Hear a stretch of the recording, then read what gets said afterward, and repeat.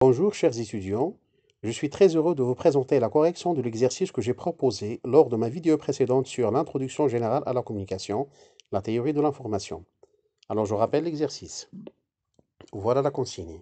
À partir des images présentées ci-dessous, précisez les situations de communication qui dépendent de l'importance de l'information. 2. Les situations de communication qui dépendent de l'importance de la relation. Et bien sûr, je vous ai proposé toutes ces images-là. J'espère que vous étiez nombreux à faire l'exercice, car c'est important de tester ses compétences d'analyse et de développer de temps en temps cette gymnastique intellectuelle quand vous avez bien sûr l'occasion. De ma part, je vais essayer de vous proposer la méthode que j'ai adoptée pour analyser ces images-là, en relation bien sûr avec le cours que j'ai présenté précédemment. Bien, pour commencer, j'ai divisé ces images en deux catégories. Il y a les images qui relèvent de l'importance de l'information et les images qui relèvent de l'importance de la relation. Alors, je vais commencer bien sûr par les images qui parlent de l'importance de l'information. Alors, ces images, encore une fois, je les divisées en deux catégories. Il y a les informations données par la machine, bien sûr, et les informations données par l'être humain à travers les médias. Alors, restons concentrés sur les informations données par la machine. Vous savez, la culture technologique est une nécessité professionnelle et personnelle actuellement, au XXIe siècle surtout. Nous ne pouvons pas vivre sans machine. L'utilisation d'un ordinateur, d'un téléphone portable, de la technologie devient nécessaire dans la majorité des emplois et dans tous les secteurs, dans notre vie aussi intime. Alors, il s'agit d'optimiser le rendement en gérant principalement des logiciels, en actionnant des machines, car notre vie dépend de plus en plus du numérique, bien sûr. L'humain doit s'adapter au tout robotisé. La machine est fidèle et directe, elle est programmée pour qu'elle soit à notre service, comme c'est le cas d'une montre, d'un ordinateur, d'un téléphone portable, etc. Il nous accompagne tout le temps et il est à notre service, bien sûr. La deuxième catégorie, ce sont les informations données par l'être humain à travers les médias. Alors, pour cette deuxième catégorie, c'est-à-dire les types d'informations qu'on transmet, alors la relation entre l'émetteur et le récepteur euh, est, euh, est vécue selon un intermédiaire. Alors cet intermédiaire, ce sont les moyens technologiques, bien sûr, comme la télévision, les réseaux sociaux, les journaux, et ainsi de suite. Du coup, dans ce contexte, les relations personnelles ou interpersonnelles entre l'émetteur et le récepteur sont réduites à zéro. Je vais expliquer par la suite pourquoi. Le processus de communication est de nature impersonnelle, c'est-à-dire celui qui parle ne connaît pas nécessairement celui qui écoute, et celui qui écoute ne connaît pas nécessairement celui qui parle. Bien sûr, il y a la distance instaurée par les médias. Le processus de communication est de nature impersonnelle, comme je viens de lui dire. Celui qui parle dans les images n'est qu'un représentant d'une structure ou d'un organisme national ou international. Alors, si on prend le cas du coronavirus, le citoyen marocain, par exemple, regardez l'image qui est en bas.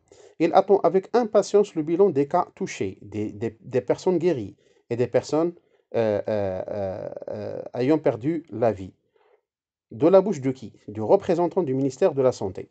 Peu importe celui qui annoncera les informations, car l'essentiel dans ces circonstances, c'est le pourcentage. D'ailleurs, vous l'avez peut-être pour ceux qui suivent les chaînes nationales, vous avez remarqué que de temps en temps, ce n'est pas la même personne qui annonce les informations. Parfois, c'est une femme, parfois, c'est d'autres personnes, bien sûr. Parce que le plus important ici, c'est l'information. Certes, mais pour donner plus de véracité au discours, l'État a choisi le représentant symbolique. Qui est ce monsieur-là? C'est M. Liubi, le directeur du département d'épidémiologie et de lutte contre les maladies au ministère de la Santé. Alors maintenant, sur le plan médiatique, il est devenu une icône de la communication en cette période de crise pandémique car les médias façonnent notre mode de pensée. Ils établissent ce qui est bien et ce qui est mal, décident aussi quels sont les événements importants et significatifs dans le monde et dans notre vie. Qu'est-ce qu'il faut faire et qu'est-ce qu'il ne faut pas faire. Et on est obligé de suivre les médias parce qu'on n'a pas le choix. Alors, pour fake news, le cas de fake news, l'information se développe et se déploie en dehors du contexte de la production et de la réception du message. En mots simples, la relation entre l'émetteur et le récepteur n'existe pas parce que les deux sont effacés derrière le flux d'informations, bien sûr. Et parce que, en fin de compte, fake news, c'est tout le monde et personne. C'est les on-dit. c'est la rumeur, etc. Je l'expliquerai par la suite. Alors, dans ce contexte-là, l'information est très très fragile. Elle est vulnérable, car elle est soumise à la rumeur, à la parodie, à l'exagération, à la déformation. L'information ne dépend que de l'intention de celui qui la prend en charge. Soit il peut lui donner une certaine coloration, ajouter un plus, éliminer, etc., etc. Malheureusement, les internautes n'aiment voir que ce qui les stresse. Et qu'est-ce qui stresse? Les catastrophes, les mauvaises nouvelles, les choses extraordinaires. C'est-à-dire, on aime l'hyperbole. Et les producteurs de messages sur Internet jouent sur ce besoin de consommation. Bien sûr, si on considère fake news comme un produit commercial, pour augmenter le nombre de vues. Et comme vous le savez, sur Internet, plus de vues signifie plus d'argent. Alors, je passe maintenant à la deuxième catégorie, les images qui partent de l'importance de la relation. Et encore une fois, j'ai divisé ces images en 3 catégories. Vous allez le voir par la suite. La première, il y a ce qu'on appelle les relations positives. Dans les images sur le confinement du coronavirus, nous avons le sens de participer à. Nous avons des personnes qui mettent les masques. L'image en haut.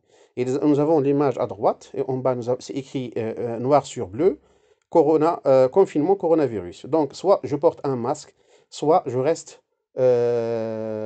respecte le confinement. Alors, c'est ça en fait le sens de participer à. Alors, chers étudiants, je vous invite à revoir la vidéo précédente pour pouvoir comprendre ce qu'on est en train de dire.